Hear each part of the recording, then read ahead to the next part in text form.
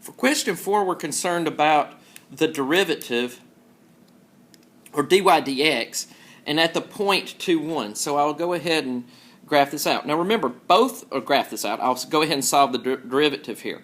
Now remember, product rule is going to be needed to be used in both of these cases. So we'll go ahead and start.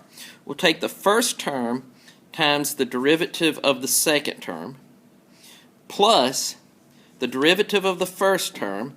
And now remember, when you're taking the derivative of the y term, you have to put your dy dx there.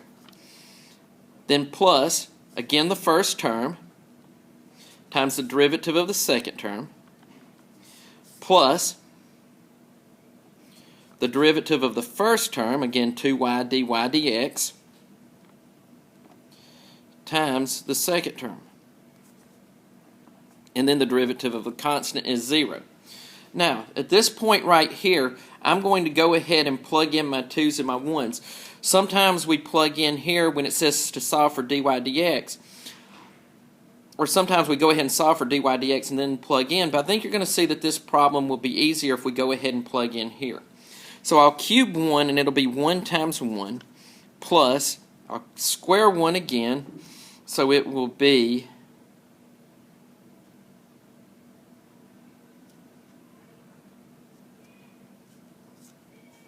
this should have been times x squared here, I apologize, because it's the derivative of the first term. Should be just x. The derivative of the first term times the second term. So the second term here should be 3y squared dy dx and then times x. So go ahead and plug in. I get 3 times 1 times dy dx times x value of 2 here, plus, now go to y squared, that's going to be 1 times 2 times 2 plus 2 times dy dx, and then x squared is of course 4, and that will equal to 0.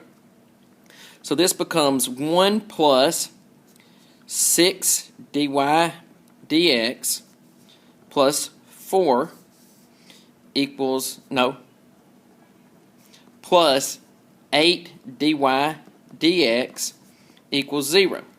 Alright, let's pull the 5 over here, so we'll have negative 5 here. And so we'd have negative 5 equals 14 dy dx.